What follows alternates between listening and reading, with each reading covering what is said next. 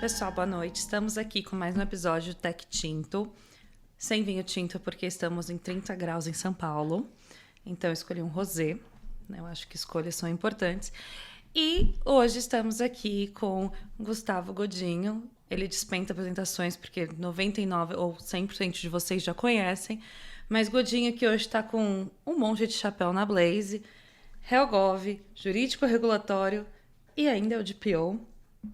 Pra vocês verem, né, gente? Beth deve estar pagando bem. E com a Blanca, que é do meu time, que eu tenho o prazer de trazer aqui hoje, minha advogada sênior, que vai integrar um pouco no bate-papo, que vamos falar de mitos estruturais da LGPD. Então a gente escuta muitas frases por aí. Eu trouxe duas pessoas que acompanham muito bem isso na mídia, que podem discutir um pouco o que estão vendo. Fala alguma coisa, Gu? Tudo bem, pessoal? Boa noite. Fê, é um prazer estar aqui. Blanca, ótimo poder trocar com você, fazer esse bate-bola em empresa e escritório. Mitos, eu acho que a gente tem dezenas aí para poder trocar. Acho que desde o início da LGPD e dos primeiros SPITs, mas sem dar muito spoiler, então feliz de estar aqui. Parceiro, amigo, enfim, cliente, ex-cliente. E acho que vai ser uma troca muito legal, que as pessoas pensando no momento que a gente está, discutindo biometria facial, ECA digital, a NPD virando agência e né, se estruturando, ganhando novas competências. Então acho que a gente tem vários bons assuntos aqui para a Fê trazer para a gente poder atualizar, né, trocar, aprender, por que não, e obviamente dividir isso com a turma que está assistindo a gente. Obrigado mais uma vez. Blanquinha, quer falar algo? Sim, com certeza. Prazer estar aqui com vocês, com o Fê e com o Godinho. Sensacional. Igual o Fê falou, dispensa apresentações, né? E estamos aqui para fazer esse bate-papo entre a nossa visão entre escritório de empresas e creio que vai ser muito bom. E ainda faço um comentário antes da gente entrar, que eu já tinha visto alguns comentários sobre essas tábuas de frios. O mais curioso dessas tábuas de frios é que eu compro de um lugar aqui na Vila Mariana que eu sou extremamente apaixonada e que o Gustavo, ele é tão conhecido, mas ele é tão conhecido que uma vez eu o levei pra lá, né, pra gente ter uma conversa, eu levei ele pra jantar, e ele me faz o favor de conhecer o dono. O de, assim, acho que de escola, eu já nem lembro, eu falo, tipo, o Gustavo é o maior prefeito de São Paulo. Até para denotar a idade, eu não tenho problema nenhum em contar. O Diegão, um amigo das antigas, não é de escola, mas era de festas. Eram de festas. Então, ele é DJ. E um DJs, assim, pensando em música eletrônica comercial, house music, enfim. Ele faz um som muito fino, muito bacana. Ele era sócio de um outro Diego, mas que também tocam juntos, que é o Diego Beltrán, que você conhece, e o Diego Brigante.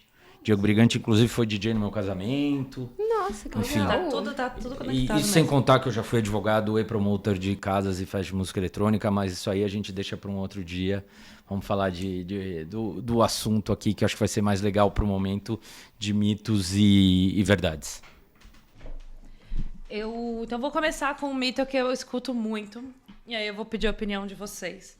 Então, eu quero começar com um mito que eu escuto bastante, que é um dos meus favoritos, que é: consentimento é a base legal mais segura, ou variações, é a principal base legal para ser utilizada pela LGPD. Opiniões? Vamos lá. Eu curto, eu sou um entusiasta, enfim, eu fui atrás desse assunto que me pegou até hoje. Acho que desde 2010, quando a gente teve a primeira consulta pública sobre dados pessoais, depois os projetos de lei, até chegar a LGPD. E a gente teve, sim, uma tentativa por alguns profissionais, alguns escritórios, de vender, de doutrinar, de evangelizar o consentimento como... Não posso dizer como única, porque a gente tem 10, ainda se baseou numa legislação que tem 6 bases legais, né?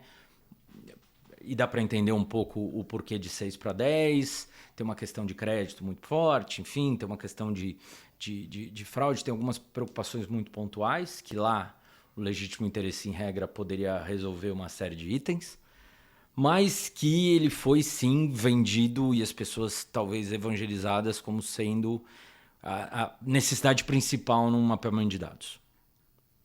Só que vamos lembrar uma coisa, consentimento dado é consentimento tirado. É o opt-in com a chance de pelo menos 50% de ter um opt-out. Seja ali um soft opt-out, seja um opt-out completo. Lembrando, em relação trabalhista, ele é completamente frágil. Então, você vai trabalhar com execução de contrato, você vai trabalhar com outras bases legais. Vai ter algumas situações que você não tem como fugir, com certeza. Tem situações muito pontuais que, baseado num bom gap analysis, num bom mapeamento de dados, ou seja, o famoso ROPA, né? Você pode seguir com ou sem. Usando sempre com transparência, com boa fé, com muita clareza. Até por estar num segmento de beta, segmento novo, mas bastante regulado. Eu tenho muitas questões que para alguns seriam utilizados o consentimento, que para mim o consentimento vira base legal secundária ou terciária. Então, vou trabalhar muito com cumprimento de obrigação legal regulatória. E até para trazer números, eu já cheguei a trabalhar em empresa e ter, por exemplo, processo com 400 atividades mapeadas e delas 10, 15, 20, eu incluo o consentimento como base legal. E consegui trabalhar com exercício regular de direito, legítimo interesse, prevenção à fraude e proteção ao crédito. Né? Eu passei por fintech, eu passei por segmento de saúde, eu passei por um grande conglomerado de indústria, logística e serviços. Então, use com consciência e parcimônia para evitar problemas no futuro. Inclusive porque quanto maior a sua base de usuários, maior o seu trabalho, o seu cuidado para garantir o gerenciamento do consentimento. Então, acho que são considerações iniciais e queria ouvir a Blanca também, enfim, até com um contraponto, um complemento, enfim, para a gente conseguir seguir trocando por aqui. Perfeito. É exatamente tudo isso que você falou, Godinho. Um ponto que é muito importante aqui, que a gente aconselha várias empresas e tudo mais, seria esse ponto exatamente do gerenciamento do consentimento. E o quão ele se torna difícil quando tu tem uma base de milhões de pessoas por aí. Se tu trata dados de 10 pessoas, já fica difícil gerenciar. Eu não quero mais que você trata meus dados e tudo mais. Imagina de uma base de milhões. Então, gerenciar o consentimento é uma coisa extremamente difícil e exatamente isso. Em relação a essa parte do que as pessoas estavam evangelizando, no caso de o consentimento deve ser a principal base legal e tudo mais, a gente tem visto também uma virada de chave em relação a isso, porque antes a gente via muito isso quando a gente tinha consultas e tudo mais, as empresas chegarem para a gente e quererem utilizar a base do consentimento por entenderem, por ser a melhor e tudo mais. Hoje em dia a gente já vê uma virada de chave que não é mais assim. Então é um ponto muito bom que estamos vendo que todos estamos amadurecendo em relação ao tema de proteção de dados. Uma parte também muito importante do consentimento que eu acho que você trouxe aqui é em relação a quão frágil ele é em relações de trabalho. E aí, tanto que isso já foi alvo lá fora de multas de autoridades. E assim, a gente não pode pautar um consentimento em uma relação de trabalho, porque imagina um subordinado, como que você tem uma relação de subordinação e o teu subordinado te consente alguma coisa. Então, isso é, no mínimo, viciado. Isso é um ponto extremamente relevante também. Legal. Uma das coisas que eu me surpreendo muito é que eu acho que dentro dos departamentos jurídicos das empresas, então dos times de privacidade ou quem está mexendo com o tema, isso já está um pouco entendido. Mas como as áreas de negócio ainda recorrem para consentimento, por isso que eu acho que é um mito muito interessante. Então, a gente recebe muitas consultas assim, não, porque a área preencheu esse Privacy by Design, revisem, né? A gente faz essa parte de POs da service, a gente faz consultoria, beleza. Primeira coisa que eu vejo, consentimento. Sim.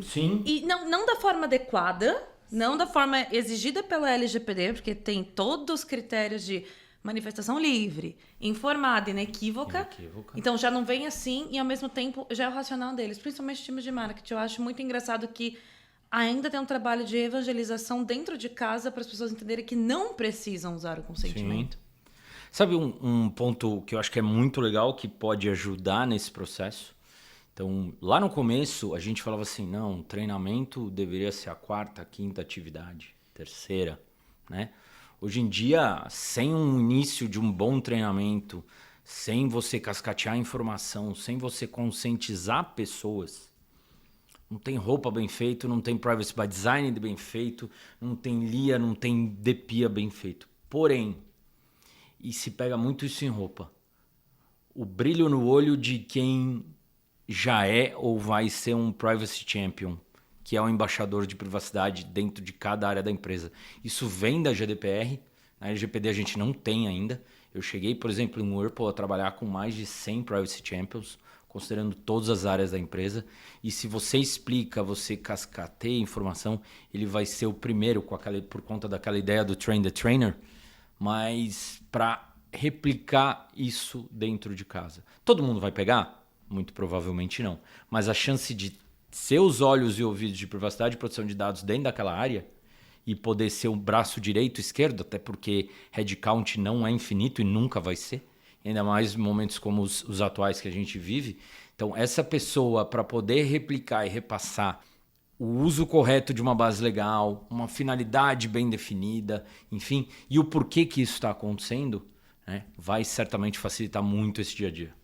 Não, excelente. E isso me pega muito porque... E também tem... Por isso que eu acho que mais do que treinar quando você vai fazer um projeto é criar uma governança de treinamentos periódicos, porque tem também rotatividade. Perfeito. E aí fica nessa questão. Outro mito que eu gosto muito, e esse daqui é polêmica, hein? Dado biométrico é alto risco automaticamente. Então, já escutei uma vez, né, 2, que usou biometria, alto risco automaticamente. E eu, em particular, detesto coisas absolutas quando se fala da LGPD, porque eu acho que nada é absoluto, não existe 1 mais 1 igual a 2, não é auditoria aqui, não é engenharia. Eu gosto muito porque é bem jurídico no sentido do depende, mas eu queria ouvir de você, em especial, pela sua experiência no seu setor. Deixa eu dar um passo para trás. Eu acho que a gente tem, por algumas pessoas, alguns grupos, ainda uma confusão e consequente concatenação de que o tratamento do dado biométrico deveria ser feito, considerado da mesma forma, independente do segmento, das razões e de algumas outras questões. Então, sim, depende. Depende porque eu preciso pensar em volumetria de dados, eu preciso pensar em risco, eu preciso avaliar se isso afeta direitos e garantias individuais, preciso entender se é alto risco para toda e qualquer situação, né?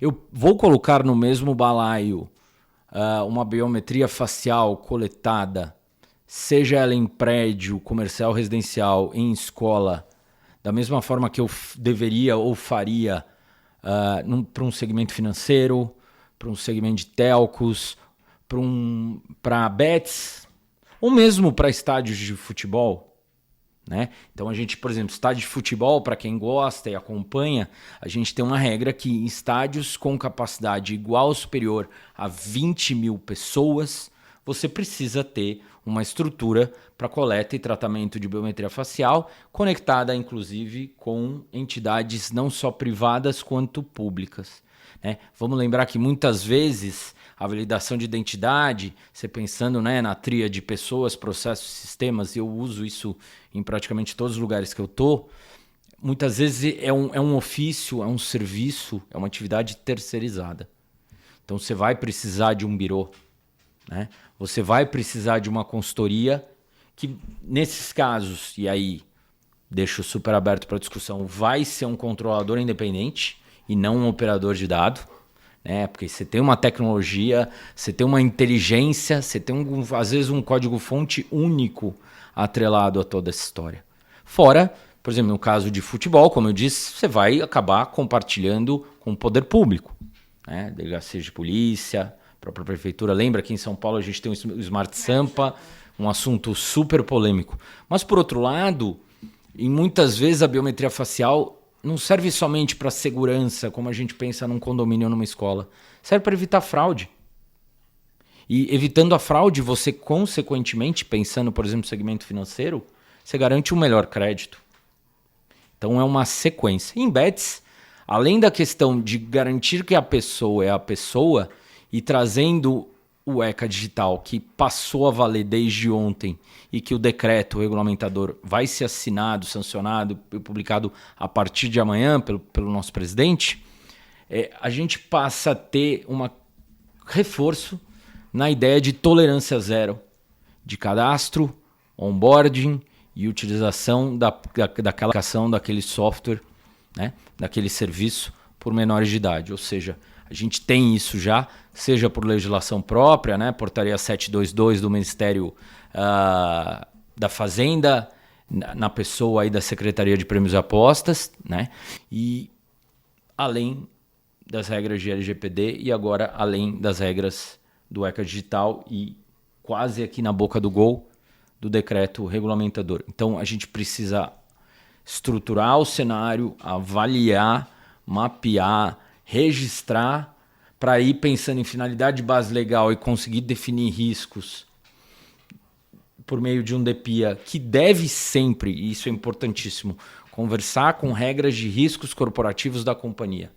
Então você pensando em matriz, em questões que impactam em diversas situações que ali a parte de risco vai ser avaliada, trabalhando com o Risk-Based Approach, né, análise baseada em risco. Então você consegue chegar aí sim numa decisão se o tratamento de dado pessoal biométrico ele é ou não, ou se ele pode ser ou não de alto risco. E aí você faz uma análise de caso a caso e chega nesse registro, e chega nessa conclusão. Eu vou aproveitar para falar. Eu gostei que a gente citou muitas coisas aqui, aí eu quero fazer um corte temporal aqui, porque estamos gravando no dia 17, no dia que quase tivemos o decreto assinado, né? Então já teve esse vai e volta. Inclusive hoje, a Blanca gravou um vídeo sobre isso que vai estar nas nossas redes depois que este podcast vai no ar. Então eu vou dizer assim, que nem a Blanca já disse, então podem verificar nas nossas redes. Olha só que pessoa futurística. Eu sei que você também tem bastante coisa para falar de biometria, então por favor. Depois dessa apresentação do Godinho, em que abarcou já 100%, a gente vai trazer aqui as nossas considerações também. Inclusive, estará também no nosso vídeo algumas nuances sobre isso. É engraçado essa parte de alto risco e tudo mais que as pessoas consideram, mas é isso que o Godinho estava falando, a gente estava até conversando antes, e é muito diferente tu tratar uma biometria para uma prevenção à fraude e eu estou utilizando isso para uma autenticação de uma transação bancária do que eu estar utilizando uma biometria para fins mais esdrúxulos ou algo do tipo. Então, uma análise do risco vai depender muito de todo o contexto, como o Godinho falou. E é por isso que a gente também tem que entender todo o contexto, se é necessário, se é proporcional, se ele for, de fato, para essa parte de prevenção à fraude, inclusive, a gente tem que fazer o teste de balanceamento recomendado pela ANPD, por usar o artigo 11.2G, tão famoso, e balancear aí se, de fato, isso seria um tratamento proporcional, se ele está aí contrapondo os direitos e liberdades fundamentais dos titulares, entre outras coisas. Então, de fato, é um tratamento mais complicado, digamos assim, por envolver características que são só suas.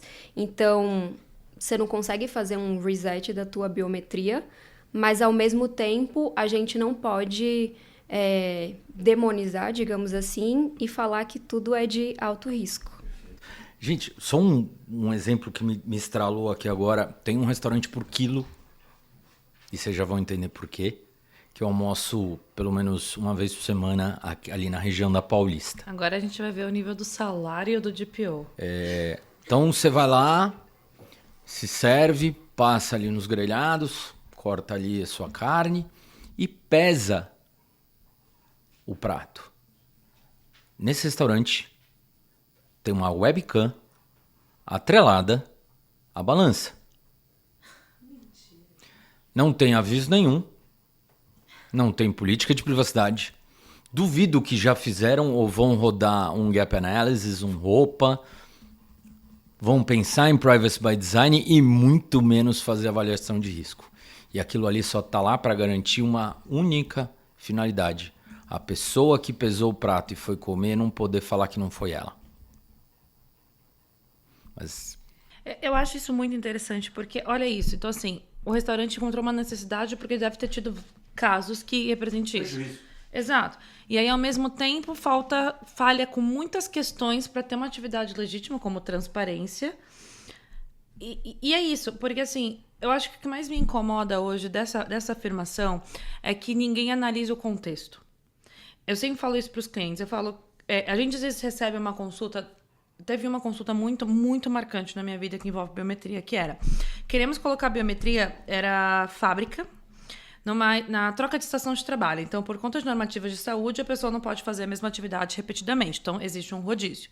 Então, para garantir que fulano de tal fez, de fato, o seu trabalho, eles colocaram biometria. Por quê? Porque tinha gente que era mais rápida em um e outro, e os trabalhadores trocavam um cartão para cada um repetir a mesma atividade. E aí, assim, a empresa está tentando cumprir com uma norma que é para o bem deles e eles estão fraudando.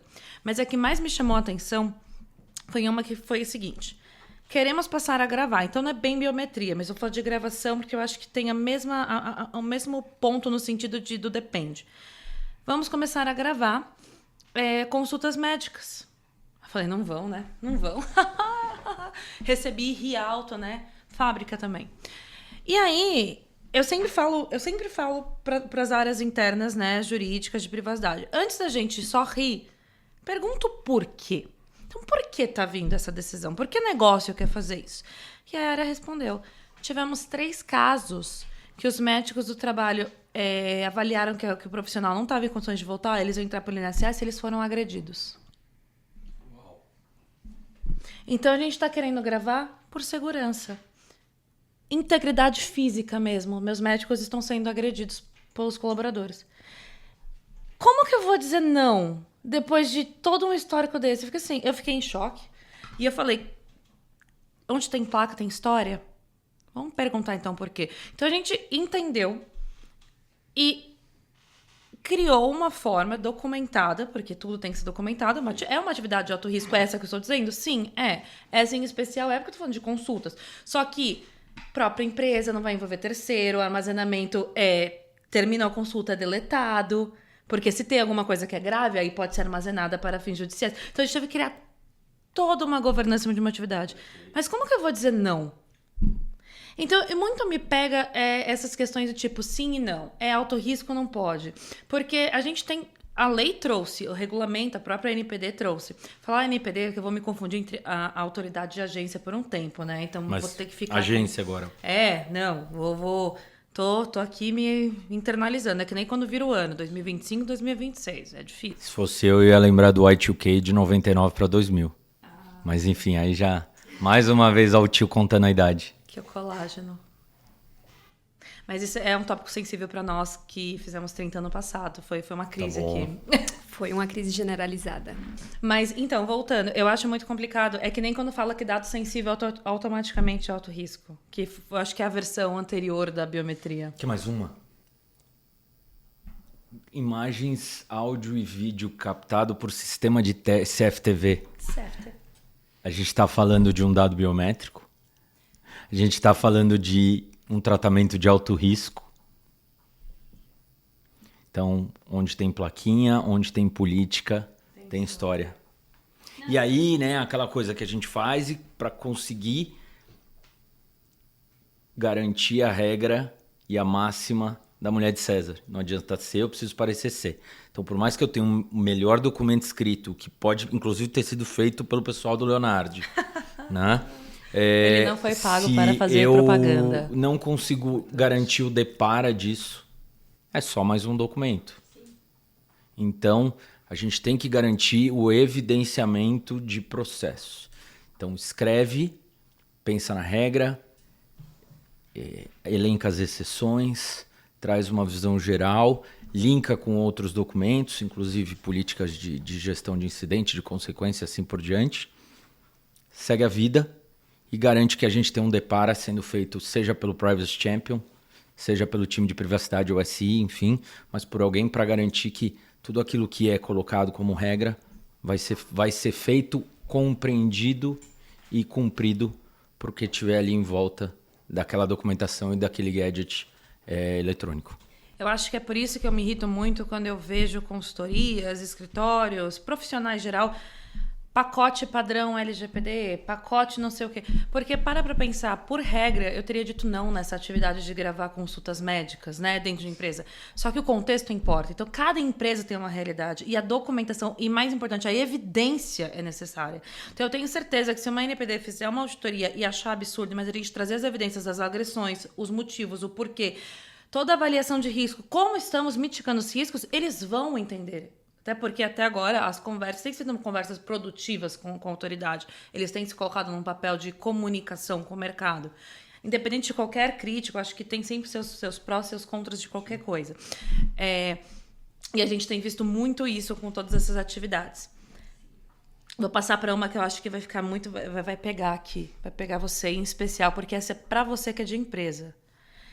LGPD é só para o jurídico. O resto da empresa não precisa se envolver. Nossa Senhora. O coração chega a dói. Gente, eu acho que esse ponto é muito legal e importante. Eu preciso voltar para uma fala minha do começo.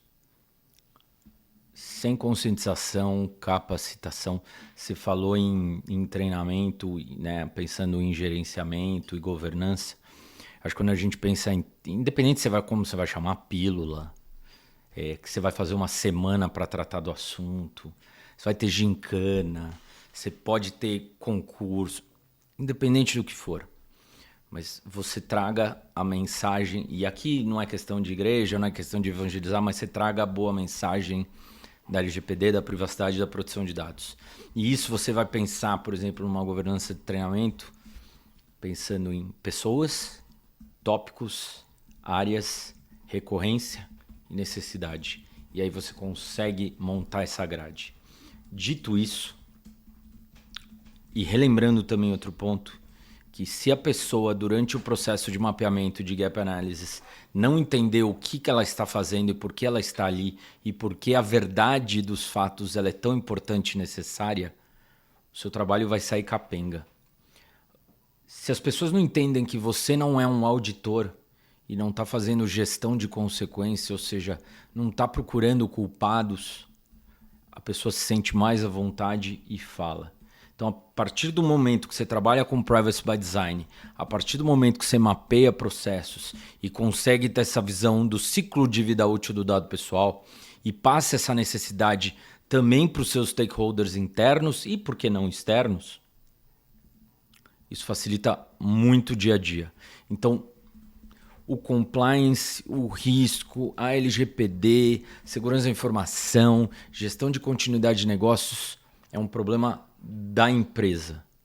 Você pode, pensando até em matriz RACE, você pode ter um player principal, um dono do assunto, mas todo mundo é impactado de alguma forma. Todo mundo trabalha com aquilo de alguma forma. E se a pessoa entende, eu posso te garantir uma coisa. Isso vai virar vantagem competitiva de uma área para outra ou da empresa com relação aos seus players. E isso, quando um cliente vai olhar um fornecedor que está de acordo, que está conforme, você facilita muito o processo. Então, LGPD, privacidade, proteção de dados, marco civil, ECA digital, dentre outros temas, tópicos, normas e leis, são assuntos de todos e devem ser considerados, absorvidos e tratados da melhor e forma mais transparente, independente da área. o jurídico, o compliance, o time de privacidade ou até um comitê multidisciplinar, ele vai apoiar, dar diretrizes e facilitar o processo. Mas o dia a dia sem as pessoas devidamente capacitadas não vai funcionar. Quero te ouvir. Com certeza. Até porque você mexe com muitos tipos de Sim. empresa, então... Exato. Esse ponto é muito importante porque é uma coisa que a gente vê em todos os âmbitos, na verdade.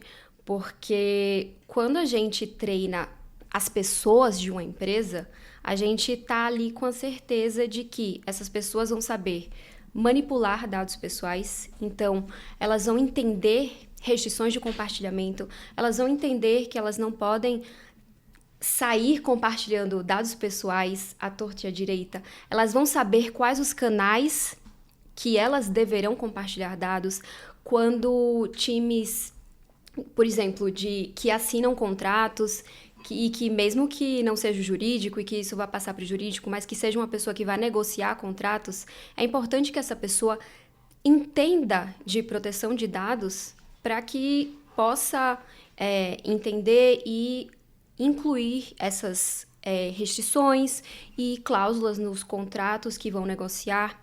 Um ponto muito importante também é incidentes de segurança com dados pessoais. E o porquê isso é tão importante? Eu gostei que ela só um PS. Já pegou meu próximo mito, que era incidente de segurança é um problema de TI, não envolve o jurídico. Então agora você já fala dos dois. Não, eu já vou falar dos dois. Jesus. Em relação a esse tema de incidente, o porquê é tão importante de que todo mundo entenda. Porque se eu mando um arquivo errado para uma outra pessoa que não era para receber esse arquivo, isso já pode ser considerado um incidente com dados pessoais. Então, é importante que todas as pessoas, como o Godinho falou, estejam treinadas. Como ele falou lá no início, o treinamento é um dos principais pilares de uma governança de dados em uma empresa. Então, já puxando essa parte de que é um problema de TI, a gente vê muito isso, mas assim, o TI, ele tá ali para identificar o que aconteceu, fechar ali a portinha, entender o que é que teve de vulnerabilidade, se foi um problema interno da empresa, se foi uma vulnerabilidade que abriu uma porta externa da empresa, se teve vazamento de dados, o que aconteceu. Mas o jurídico, no caso, a gente precisa entender o que toda essa nuance, porque se tivesse um papel aqui, eu iria amassar agora para mostrar a vocês sobre reputação, sobre confiança de clientes. Então, assim, se acontece um vazamento de dados, não é só aquilo que está ali, multas e tudo mais, a gente tem toda uma parte reputacional, a gente tem uma parte jurídica em que a gente precisa reportar para a NPD, dependendo do que aconteceu, dependendo dos dados envolvidos. Então, a gente precisa do jurídico para obrigações regulatórias e, principalmente, para comunicação com os titulares, caso seja necessário. E aquilo que eu falei do papel é exatamente isso. A gente, do jurídico, tá ali para não deixar esse papel nem se rasgar, nem se amassar. A gente tá ali para deixar ele intacto antes que qualquer coisa desse tipo ocorra. Então, é por isso que é tão importante tanto o treinamento das pessoas em uma empresa, quanto puxando essa parte de que não seria só o TI para remediar, mitigar e conter um incidente de segurança com dados pessoais. Olha só, hein? Acho que é legal, só antes de entrar na parte de incidente de segurança, trazer um outro exemplo que eu acho que é muito bacana, especialmente que acontece em segmentos regulados. Especificamente segmento de instituição de pagamento, instituição financeira. E eu já passei por uma grande instituição de pagamento que fazia parte de um conglomerado prudencial com instituição financeira também participante desse grupo. E por uma questão regulatória do Banco Central, você precisa ter um comitê de produtos. Isso nada mais é do que, independente da área, que um by design para tudo. Porque vai lá o produteiro, o PM, o GPM, o GTM, o PMO, enfim, a nossa sopa de letrinhas aqui quando a gente pensa em produto e serviço. E eles vão lá apresentar um produto novo, um serviço novo, uma complementação de algo que já existe, uma retificação, uma alteração para melhoria de uma feature, de um produto, de um serviço. E rodeado, e aí pode ser virtual, pode ser presencial, o próprio tempo quem vai definir a empresa por meio das suas regras internas. Eu tenho contabilidade, eu tenho financeiro, eu tenho jurídico, eu tenho compliance, eu tenho HelpGov, eu tenho privacidade e proteção de dados, eu tenho gestão de continuidade de negócio, eu tenho riscos, eu tenho segurança de informação, pelo menos. E depois de um speech de 10 a 15 minutos do PM, do produteiro, começam a vir as perguntas. Então, o Privacy by Design acontece, o Security by Design, o Risk by Design, qualquer atividade by Design acontece ali de forma plena. E sem a necessidade de, você não vai vir falar comigo? Você não tem nada de novo que eu preciso te apresentar? Mas a política está ali. Isso está publicado no Confluence, está publicado na intranet. Enfim, a coisa já acontece naturalmente. E depois desse evento, o produteiro manda o material para as áreas, elas têm até 7 dias para falar, eu não tenho nada a ver com isso, aprovar sem restrição, aprovar com comentário, aprovar com restrição ou reprovar. Se você aprova com restrição ou reprova e o produteiro não consegue fazer os ajustes, apresentar de novo e aí você aprovar novamente, o produto ou serviço não é lançado. Então, mais um motivo que vai gerar consciência, vai gerar vínculo, vai gerar necessidade e vai mostrar que o assunto efetivamente não é só de jurídico. Incidente de segurança agora com dado pessoal envolvido. Então... Vamos até dar um passo para trás. Pense na frase, sem a frase dado pessoal, incidente de segurança é um problema de TI, não jurídico. E não necessariamente. E vamos lá, né? TI... e muito provavelmente o CTO, ele vai olhar segurança de sistema.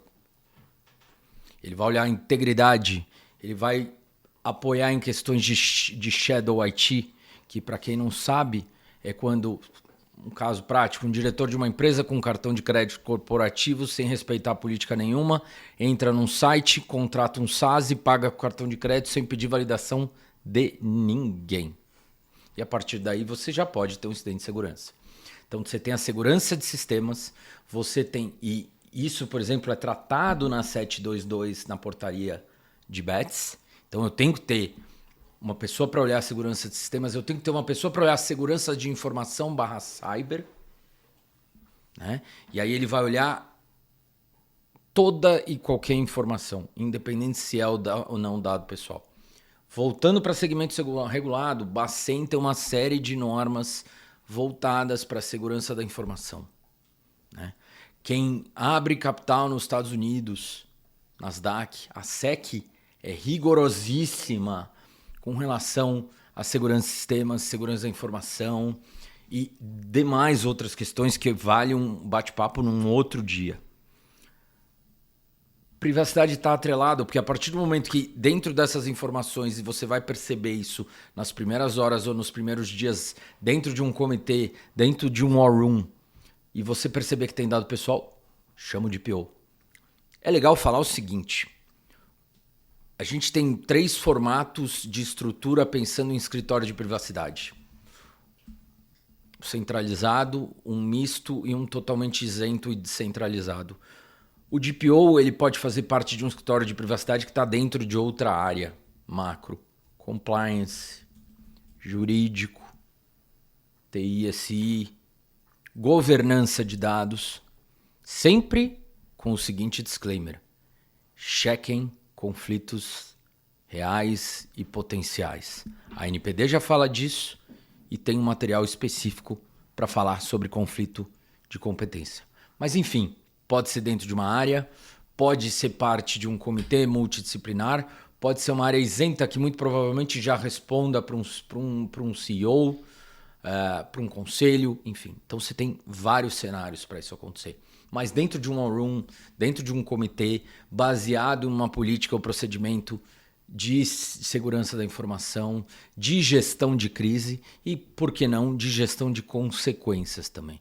E a partir dali, você entende dentro dos 3 primeiros dias úteis, conforme fala a norma 15, né, a resolução 15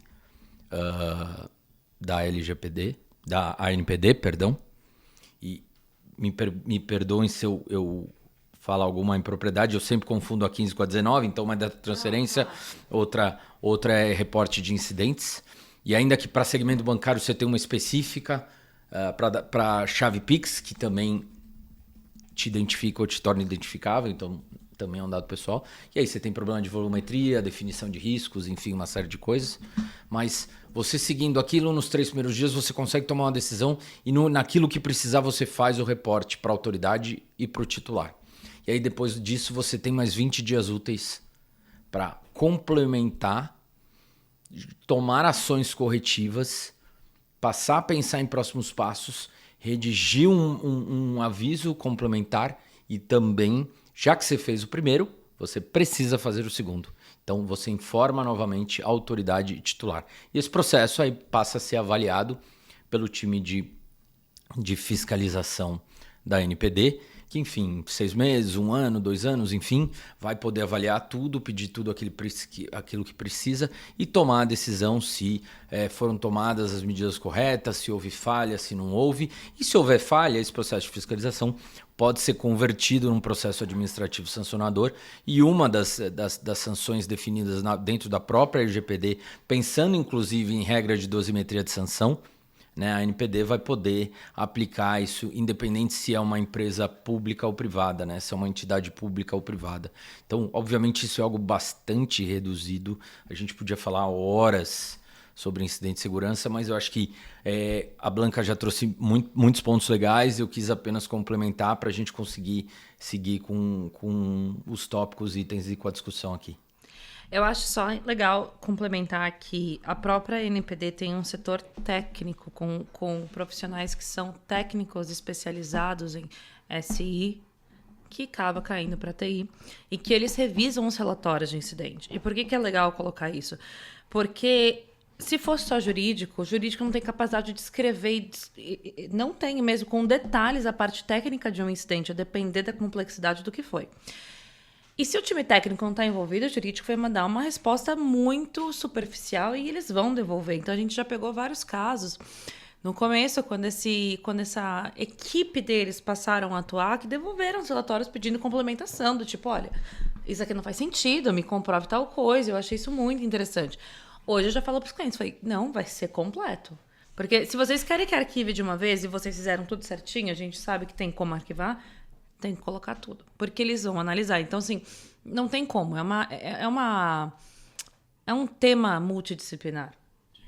Eu já ouvi muito profissional de SI brincando que a LGPD trouxe budget para eles, porque graças a essa lei, eles começaram a ver a importância de ter segurança de sistema, segregação de acesso e coisas que muitos departamentos de SI pediam, mas não tinha muito como se embasar para budget. Empresa que só se importa, às vezes, com regulação.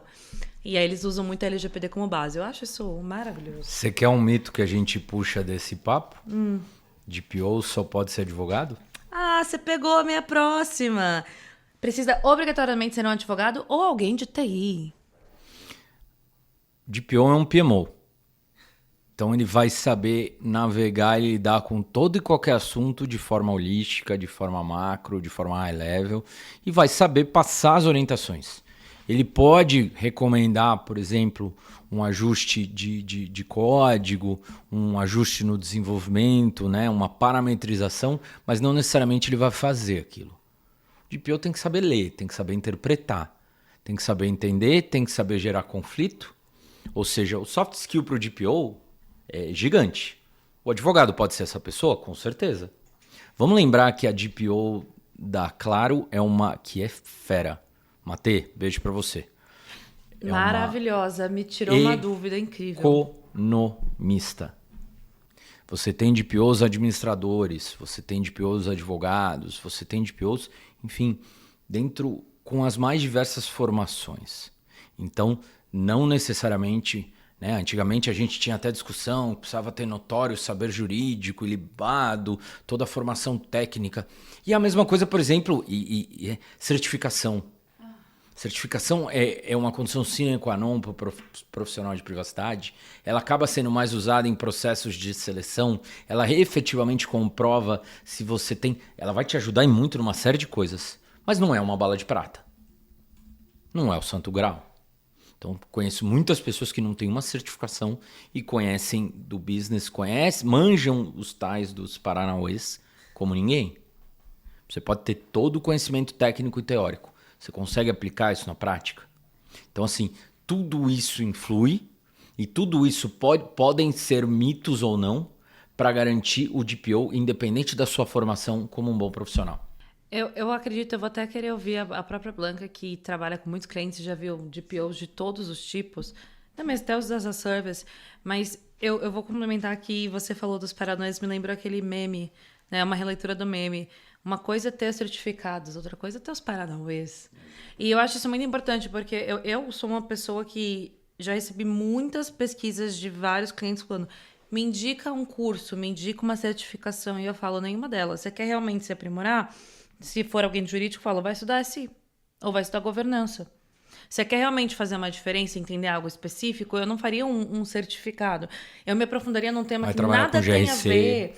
Tem nada a ver com a gente. Exato. Faz um curso de PMO, porque agora você vai administrar vários projetos. Ou se você está com uma empresa que tem muita análise de risco, vai estudar risco, vai estudar SI.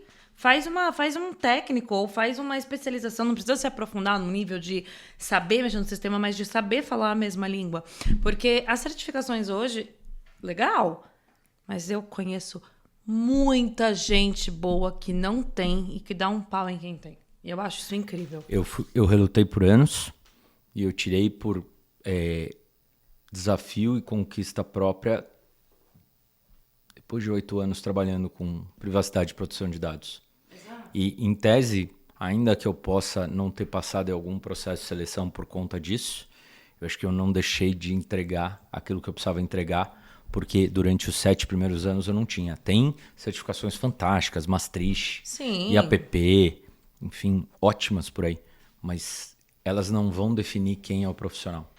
Tem que lembrar que essas certificações são europeias. Então é muito fácil um país que tem cultura de proteção de dados desde 95 ter hoje níveis de certificações que depois, conta a história, faz sentido. Estou falando do Brasil. A gente saiu de 0 a 100 com uma lei quase cópia de um país...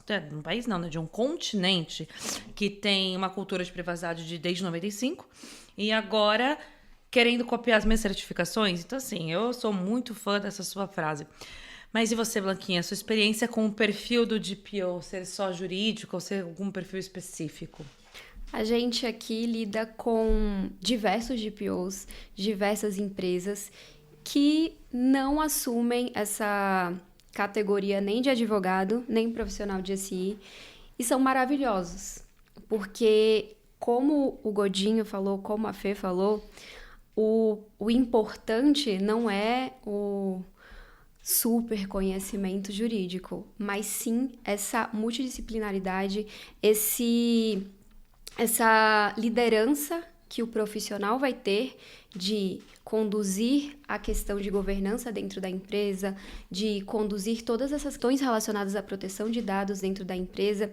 Inclusive, em relação ao DPO, ele precisa ter toda uma ingerência sobre a sua área, no caso, sobre as questões de proteção de dados, exatamente por isso. Então, um profissional que lidera nesse aspecto e que conduz treinamentos, que conduz toda essa prática, quando chega, por exemplo, solicitações, um incidente de segurança e consegue liderar, consegue botar tudo em seu lugar, isso é o essencial, independentemente de área de formação, independentemente de títulos de certificações, o importante é, de fato, conduzir a área com maestria. Qual é essa empresa? Eu sempre falo, né, quando me perguntam quem é o DPO, quem vai ser o nosso DPO, quem você indica? Primeira pergunta eu falo, Primeiro, eu vejo o perfil da empresa. Uma empresa de tecnologia é uma empresa do quê? Segundo, eu sempre falo, eu preciso de alguém que conheça a empresa, que tem histórico, que entende o apetite de risco da empresa, que esteja navegando muito bem entre as áreas, alguém que conhece bem. Eu acho que isso dá de 10 a 0 só em ser um advogado. E eu acho isso muito legal, porque teve um lobby, né? Para ser só advogado. A gente bem lembra disso. Ainda tem. Aí, Sim. Ainda tem. enfim, eu acho que, como você brincou, né? Você é advogado porque você não é advogado, você só paga o OAB, né? Eu sou, hoje em dia, eu brinco, eu falo, sou muito mais um executivo e sócio da OAB do que formalmente e conservadoramente um advogado. Mas vamos lá. O que te faz um profissional diferenciado? Vou trazer uma aqui que eu gosto muito, então, entrando um pouco sobre essas questões de empresa. E um mito, você que já trabalhou com vários perfis de empresa, e o mito de somos uma empresa B2B, então não tratamos dados pessoais, não preciso me adequar. E eu não vou entrar nem no detalhe de agente de tratamento de pequeno porte, que poderia estar atrelado com isso ou não, e é um assunto, mas nem de volumetria. Mas volumetria sim, porque você pode tratar mais ou menos dados pessoais, mas você vai tratar. Porque lembrando, a gente não está falando de um assunto meramente regulatório, meramente consumerista. Vamos lembrar que o dado de todo e qualquer colaborador daquela empresa, seja ela B2B ou não, é um dado pessoal armazenado dentro da empresa. Se essa empresa, por exemplo, oferece plano de saúde para os dependentes daquele colaborador, você está falando inclusive em coleta de dados de esposa e de filhos, que em alguns casos vão ser menores de idade. Você pode ter o CFTV dentro da sua B2B, então você vai ter que se preocupar com privacidade e proteção de dados, e aquela plaquinha sorria, você está sendo filmado, seus dados serão tratados no termo da legislação vigente. Você armazena informações, dados e assinaturas, e por que não biometria, pensando em sistemas eletrônicos e digitais de assinatura de documentos, né? Vou ser agnóstico aqui, não vou trazer nenhum nome, mas a gente tem alguns, inclusive, que podem e que coletam geolocalização, coletam IP, coletam, às vezes, a sua biometria facial também, né? Então você acaba tratando, porque você é o representante legal da empresa, você é o procurador da empresa, você é o diretor da empresa, e uma empresa está registrando o dado da outra, até para evitar a teoria de aparência, se aquela pessoa poderia ou não assinar um documento e dar a concordância para a contratação daquele produto ou serviço. Então, assim, eu poderia trazer uma série de outros exemplos, mas independente se você é um profissional liberal, e aí vamos pensar no que fala a LGPD. Se você é um profissional liberal e trata dados para fins econômicos, se você é uma entidade pública ou privada e você trata dados, a LGPD é uma lei para chamar de sua. Então, não, eu sou B2B, não preciso. Desculpa, desconhecimento, engano, para não chamar de ignorância. Então, todo mundo precisa se preocupar. E pegando a máxima, vamos tratar o dado dos outros assim como a gente gostaria que os nossos dados fossem tratados. Então, o diretor, o gerente, o coordenador, o especialista, o analista sênior e demais cargos da empresa precisam ter essa mentalidade, precisam ter esse mindset para, inclusive, de dentro de uma B2B, conseguir cumprir LGPD, Marco Civil, quando cabível, e demais normas do segmento. Perfeito. Em relação a esse ponto, eu diria que acho que um mito muito difundido e que muitas pessoas sabem. Hoje, eu nem sei dizer quantas entrevistas de mapeamento eu já conduzi. E de quantas empresas diferentes. E sempre eu escuto isso. Digamos que uma porcentagem alta de várias entrevistas que a gente entra, as pessoas entendem que, por sua área, ser só lidar com B2B, não trataria dados pessoais. Então, geralmente, a gente tem que fazer toda essa explicação que você trouxe agora e que é muito importante porque ela não é tão difundida, porque, de fato, digamos que se você não tem um conhecimento tão grande na área, isso pode ficar ali meio confuso de que, eu só trato de fato com empresas, eu só contrato com empresas, eu só faço contratos diretamente com CNPJ e existe realmente isso de, eu não trato dados pessoais. E é aí que, de fato, esquecem e podem até não se atentar disso que você falou, que o ponto focal da outra empresa é uma pessoa com dados pessoais. Para tu entrar em contato com esse ponto focal, tu precisa saber o nome da pessoa, tu precisa saber o e-mail, o telefone, você entra em contato com o WhatsApp da pessoa. Isso tudo são dados pessoais e que, mesmo eu só tendo contato de fato com empresas, eu trato. Além dos meus colaboradores, com certeza, às vezes eu tenho uma gestão de equipe em que eu tenho acesso a atestados médicos dos meus colaboradores, eu preciso saber todo o histórico, eu preciso de fato da biometria, entre todos esses dados que você trouxe aqui, Godinho. Então, isso realmente é um mito que precisa ser difundido de que não só B2B, de que não só porque eu trato dados de B2B, não só porque eu só contrato com empresa, que eu não vou tratar dados pessoais. Eu sempre brinquei, né? Mesmo empresa de pequeno porte, desde que saiu a lei, eu sempre falei, gente, eu tenho um colaborador, eu trato dado. Então eu tenho que me preocupar com a lei. Eu acho que as pessoas ainda não conseguiram associar muito dentro de casa. Mas, excelentes pontos, não tem nem muito o que colocar. Vou trazer um que eu gosto também. Eu separei uns que me divirto. Assim, às vezes são o que eu fico rindo sozinha, né? Compramos um software de proteção de dados, governança de privacidade. Já estou adequado. Tá bom. Da mesma forma que a gente tem carro autônomo, a gente tem software autônomo.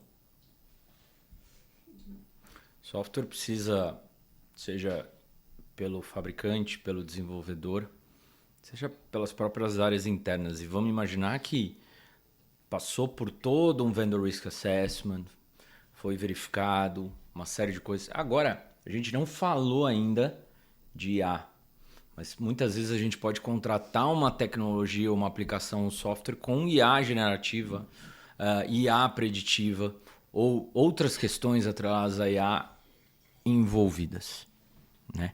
IA é motivo para um outro papo, mas a gente não reinventa a roda. Então, a governança de privacidade, você complementa, estende e garante a governança de IA. Dito isso, e pensando, e eu volto a lembrar da tríade de pessoas, processos, sistemas, e volto a fazer conexão com o IA, porque se você não tem revisão ou supervisão humana, você pode ter problemas. E isso é tratado tanto no AI Act, quanto no 2338, que tudo parece que deve ser votado, possivelmente vai ser votado até o meio do ano, né? Pensando ainda que a gente está em ano de eleição, então tudo é possível. E meio do ano a gente tem a Copa do Mundo. Mas a gente precisa garantir que esse software foi devidamente, independente se ele é on-premises, se ele é um SaaS, um software como serviço, que ele está devidamente alocado, conectado, checado, mensurado, customizado e parametrizado para atingir aquilo que o fornecedor vendeu como sendo a atividade dele e o cliente para conseguir ter os seus benefícios atendidos por meio daquele software. Então, pensando nessa linha, se você não respeita a tríade de pessoas, processos e sistemas, porque só pessoas e sistemas, você não tem um processo, vai dar errado. Só pessoas e processos, e para o software que faz a gestão de processos de privacidade, de segurança, de riscos, seja ele nacional ou global,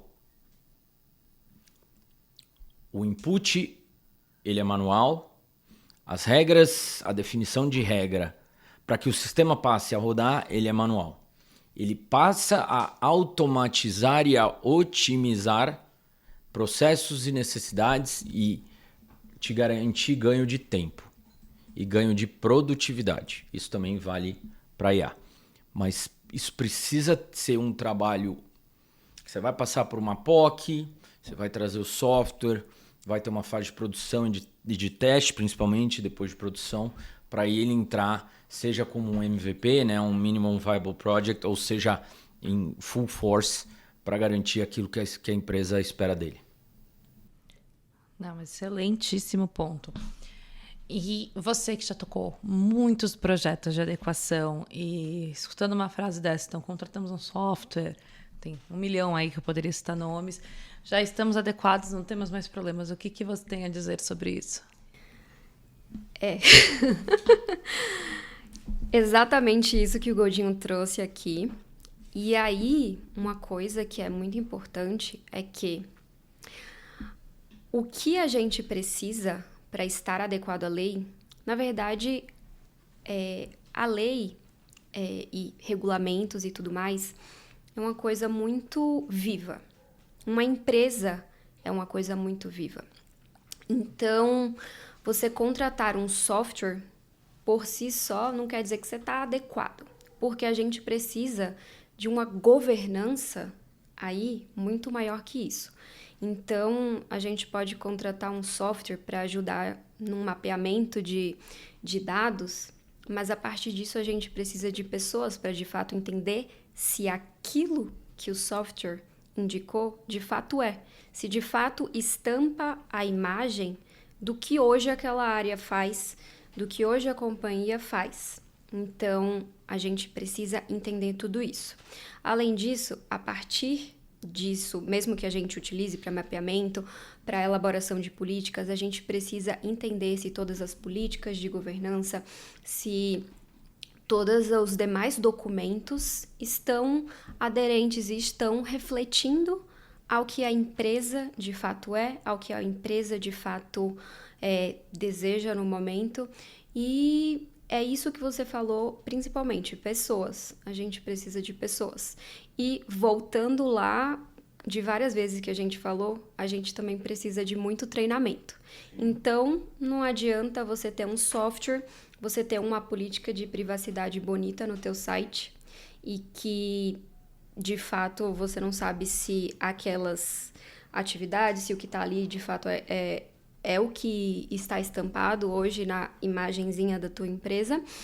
E se acontecer qualquer coisa, se as pessoas não estão treinadas, a política está ali, mas a gente precisa muito de pessoas também para complementar essa governança de dados que a gente precisa numa empresa. A gente precisa de uma cultura.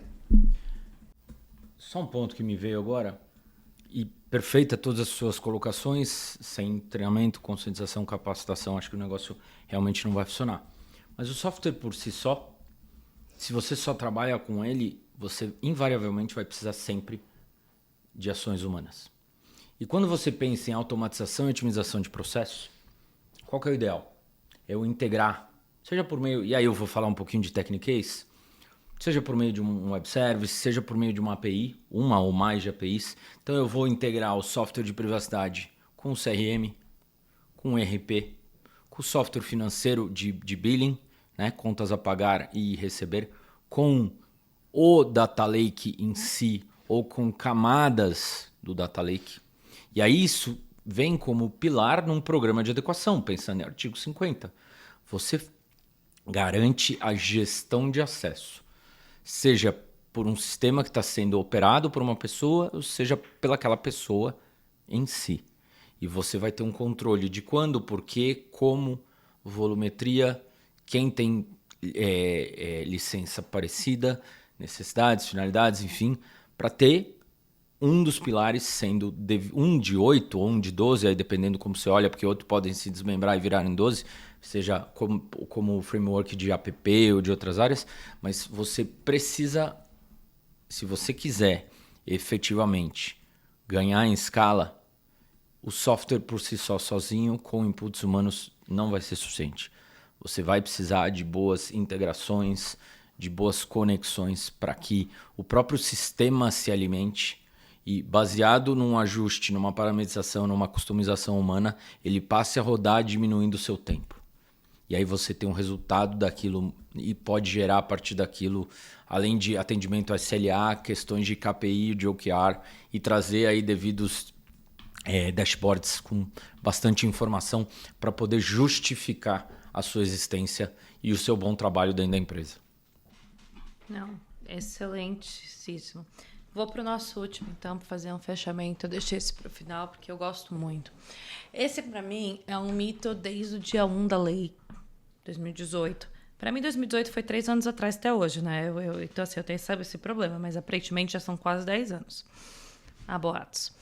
E que é que a LGPD trouxe controle e mais direitos para o titular de dados. E como eu junto isso?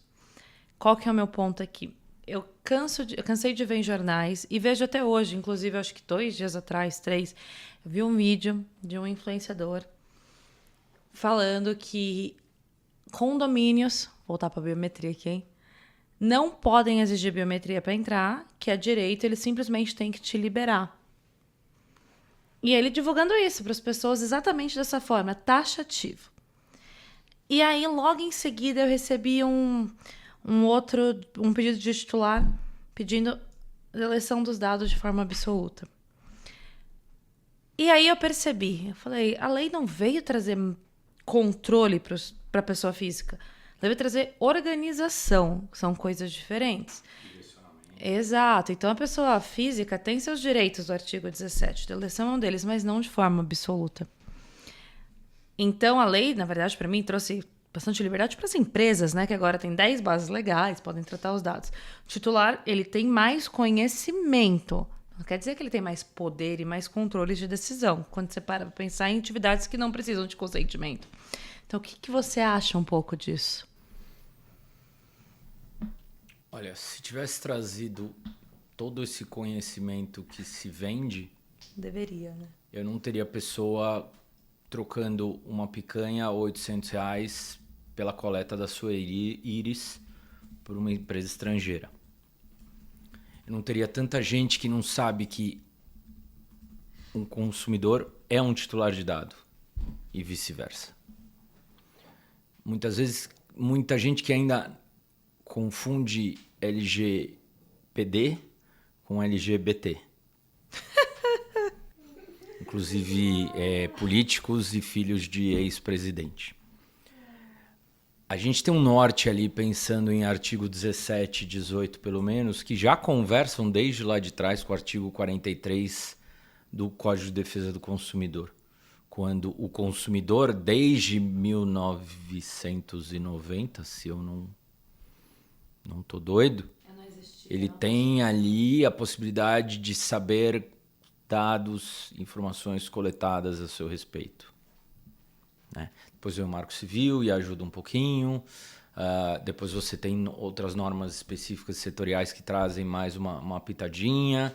Você já tinha privacidade como direito fundamental e depois passa a ter proteção de dados também como direito fundamental. Mas é aquilo que você falou. O artigo 17 e o artigo 18 trazem um norte. O que o consumidor pode fazer? O que o titular de dados, sendo ele consumidor ou não, pode fazer? O que ele pode perguntar? O que ele pode questionar? O que ele pode pedir? O que ele pode exigir? Vamos falar em pedido/exigência? E que até hoje, por mais que a gente tenha uma agenda regulatória, isso não foi 100% definido. Quando você pede a portabilidade de dados. Quem vive ou já viveu um segmento regulado sabe que, poxa, eu consigo trocar de número de operadora e encerrar a relação. Eu consigo trocar de banco quando eu penso num investimento ou quando eu penso num financiamento. Sempre porque ali, por exemplo, eu vou estar buscando uma melhor taxa, uma redução de juros, um impacto menor numa parcela pensando no todo, no mês daquela pessoa.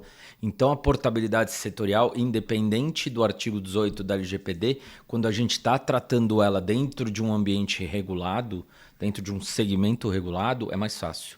Porque senão a portabilidade hoje é a entrega virtual de um PDF ou real de um envelope com as informações. Por quê? Em momento nenhum seria factível você pedir para os seus dados que estão num hospital serem enviados para um e-commerce. Os dados que estão num banco serem enviados para uma transportadora, em regra, né? Então, pensando nisso, vai ajudar, vai resolver, vai facilitar, mas sem conhecimento, a pessoa vai continuar com os mesmos problemas. Excelente ponto. E você, o que você tem a acrescentar sobre isso, Blanquinha? Eu concordo plenamente em relação a essa parte do titular adquirir direitos e tudo mais, mas um ponto que eu gostaria de trazer aqui é que nenhum direito é absoluto. E por que eu trago isso aqui? Porque, como vocês sabem, a gente auxilia diversas empresas, inclusive em respostas às solicitações de titulares. E a gente cansa de ver titulares que entram em contato com diversas empresas para querer, eu quero que você exclua a partir de hoje todos os meus dados, porque eu não quero mais relação com a empresa. Geralmente esse é o pedido mais comum. E um ponto muito importante em relação, por exemplo, em relação a isso de deleção de dados, é que uma empresa precisa dos dados para diversas coisas. Inclusive, no artigo 16 do LGPD, a gente tem essa nuance e a gente precisa de dados para cumprimento de obrigações regulatórias, por exemplo. Então, você pode pedir a exclusão de dados, mas isso não é um direito absoluto, porque essa empresa pode ter o dever de guardar teu dado por mais 5 anos, por mais 10, por mais 20, por exemplo. Por até 35 anos, dependendo se o assunto for previdenciário em algumas situações. Exatamente. Então, não são direitos absolutos que eu vou me pautar no dia 18 e vou dizer, não, a partir de agora, isso que você falou, eu solicito / eu exijo que meus dados sejam feitos XYZ, que eu quero que você faça tal coisa ou tal coisa. Não é bem assim. Então, a gente também tem que ter toda essa proporcionalidade em relação a direitos do titular. Maravilhoso. E eu trouxe esse por final porque eu acho muito engraçado que a própria LGPD... Eu sempre brinquei que antes as empresas faziam tudo num mar aberto de ausência de legislação. Veio a LGPD, que trouxe um norte. E eu sempre achei muito bom, porque se antes a gente usava um consentimento totalmente, assim, que não era um consentimento, cá entre nós, né? Não na lei da própria lei, não da letra da própria lei, mas com base no Marco Civil da Internet ou até outras por analogia. Hoje a gente tem uma lei que nos permite fazer muita coisa que o titular não pode opinar. Então, se eu estou cumprindo a obrigação legal, ele não vai dizer um A. Se eu estou fazendo algo para integridade, para segurança, como biometria, dependendo da situação, como a gente conversou, ele não vai poder opinar. Mas ele tem direito de saber. A transparência. Então é muito engraçado quando eu vejo essas questões que eu percebo como as pessoas... E como foi vendido, eu lembro de ver isso no jornal, que a LGPD veio trazer controle e poder para as pessoas físicas. Não veio, ela veio organizar uma bagunça que a gente tem de anos de cultura. Então, assim, hoje os titulares têm direitos, mas eles não são absolutos, como a Blanca colocou. E como você muito bem trouxe, mas eles também não têm conhecimento. Eles deveriam ter mais conhecimento para entender até onde eles podem. Porque eles podem pedir muita coisa, mas eles nem sabem. Eles se prendem nesse básico que a internet divulga muito de forma errada. Gente, a gente podia ficar aqui, já deu quase 1h30 que estamos conversando. Porque tem muitos mitos. Para fechar aqui, queria trazer um progodinho, que é um que eu escuto muito, é bem feito para você. E a gente encerra com você, Gu. Beth não tem que se preocupar com dados pessoais, porque é um setor regulado. Que podemos falar a respeito? Bom, antes de mais nada, agradeço o convite, agradeço a oportunidade, agradeço a troca, o papo leve. Acho que foi muito bacana. Então, estenda isso para o Marcel e todos os envolvidos direta e indiretamente aqui com o podcast. Blanca, foi fantástico. Fê, você sempre uma querida. e sempre super sagaz aí com ótimos pontos. Mas vamos lá, a Bet é uma empresa como qualquer outra e que lida muitas vezes com um volume grandioso de usuários cadastrados. Então ela pode ser sim tão ou mais vulnerável do que qualquer outro segmento. E ainda que ela tenha normas, portarias e o próprio marco legal das bets, a portaria 722, que eu já comentei aqui, que eu brinquei como santo graal da pessoa de segurança de informação, da pessoa de privacidade, ela faz remissão e referências cruzadas direto para a LGPD. Mas ela não traz tudo. Então, por isso que uma área de privacidade, um DPO são necessários. Falei de volumetria, porque dependendo da Bet, de uma operadora aí de jogos e apostas, ela tem um número similar, levemente menor, ou dependendo até mesmo maior do que outros players regulados que trabalham com um número grande de dados como instituição de pagamento, por exemplo.